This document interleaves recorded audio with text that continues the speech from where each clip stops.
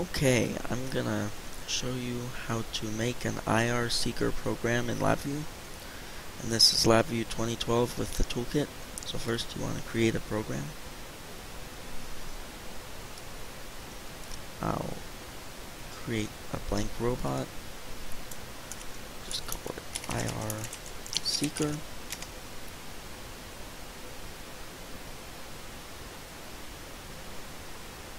Bring up the screen, and then you want to open your schematic editor and set up your robot.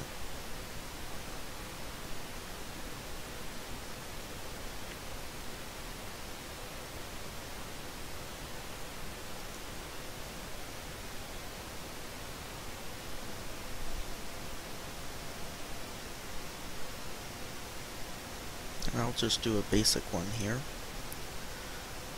I have my DC motor controller. This is my right drive and my left drive, and then in sensor port 2 we'll put our high-technic sensor, the IR seeker. We'll put it on V2 DC.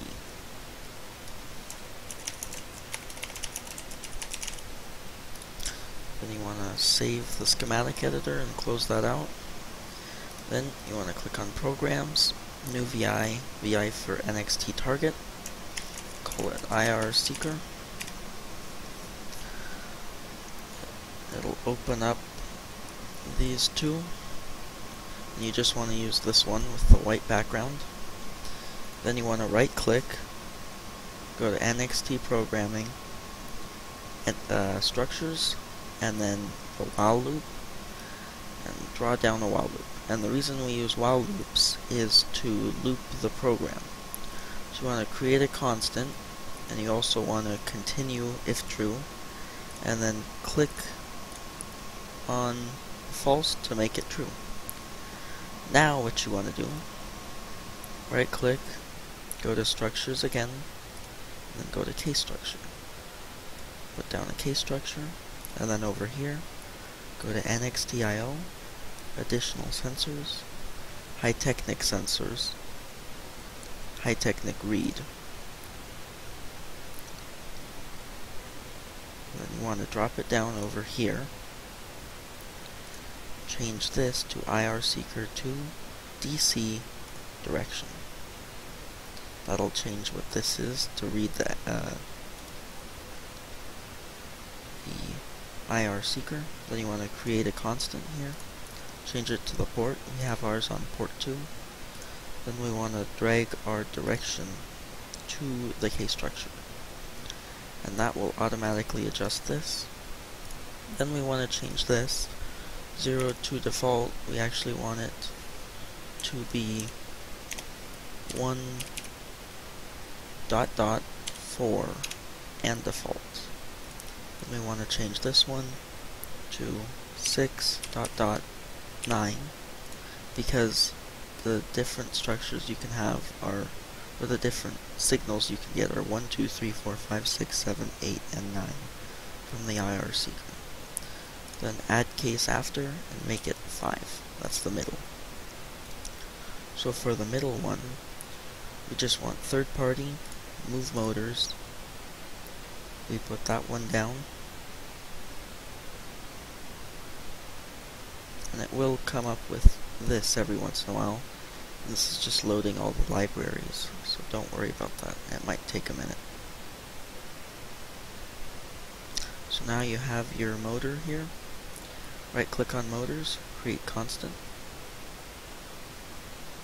And you want to push the down button to add another motor. You want right drive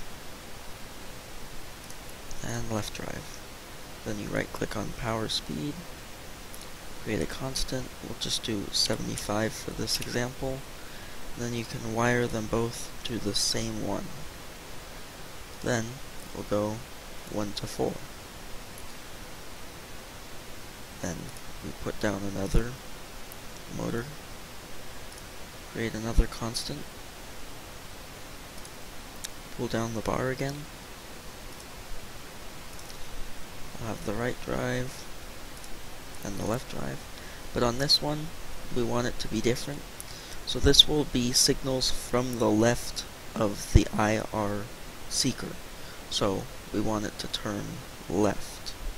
So it may differ robot to robot, but for now we'll just assume that positive on the left motor makes it turn left.